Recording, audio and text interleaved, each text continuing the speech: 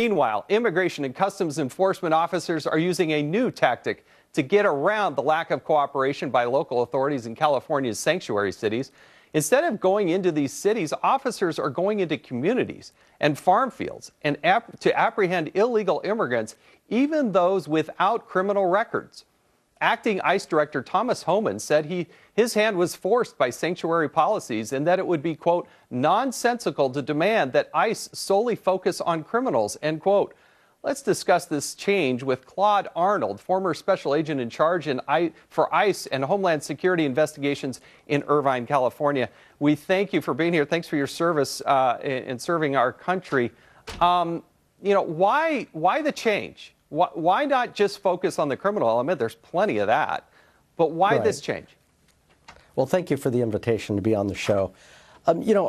People are characterizing it as a change, but in actuality, it's not a change.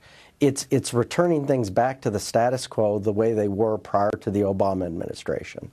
It was the practice of ICE that when they were out looking for their priorities, and priorities are and should be criminal aliens, but when they're out looking for these priority targets, if they run into someone who's here illegally, they're not going to turn a blind eye. Now, they were restricted from doing so by policies under the Obama administration.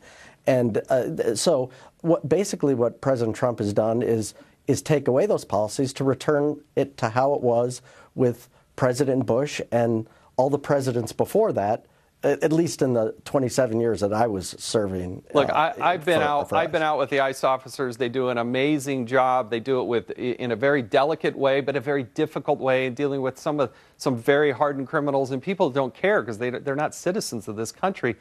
But some are comparing them even to Nazi Germany. Look at this montage, and I want to have you react to it.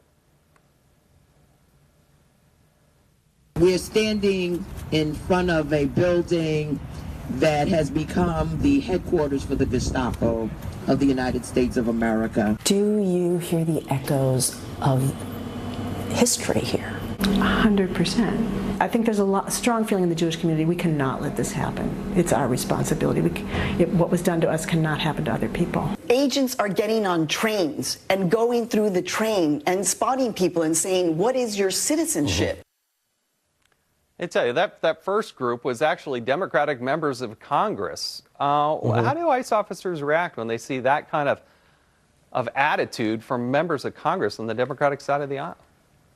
Well, we're in the executive branch of government. We enforce the laws that are as they are written on the books. So as law enforcers, our response to members of Congress, that if you don't think the laws are just, you're the ones who make the laws, then change the laws. We just enforce the laws as they're written. Yeah, you're right, because you know what? The first 2 years that I was in Congress, Democrats had the House and Senate and the presidency. They didn't even bring up a bill. I sat on the immigration subcommittee. They didn't even introduce a bill, let alone have a hearing or try to move a piece of legislation. Really quickly, I only got about 30 seconds left.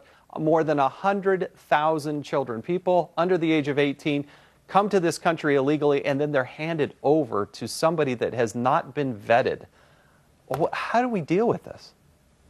Well, anytime we identify vulnerabilities that are exploited in the law in this case, and we had something very similar in the early 90s with the asylum, where people automatically got work authorization if they applied for asylum and they were released from custody.